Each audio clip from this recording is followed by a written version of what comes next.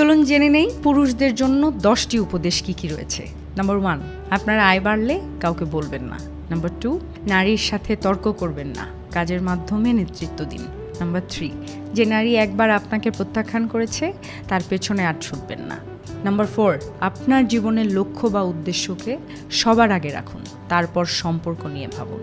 Number 5, আপনার বন্ধুদের সব কিছু বলবেন না, কিছু ব্যক্তিগত বিষয় নিজের কাছেই রাখতে শিখুন। নাম্বার 6, এমন পুরুষ হন যাকে সবাই শ্রদ্ধা করে, এমন পুরুষ নয় যাকে সবাই করুণা করে। নাম্বার 7, কখনোই একটি আয়ের উৎসের উপর নির্ভরশীল হবেন না। নাম্বার 8, আপনি যে নারীকে বেছে নেবেন তিনি আপনার সাফল্যের উপর প্রভাব ফেলবেন, তাই ভেবে চিন্তে সিদ্ধান্ত নিন।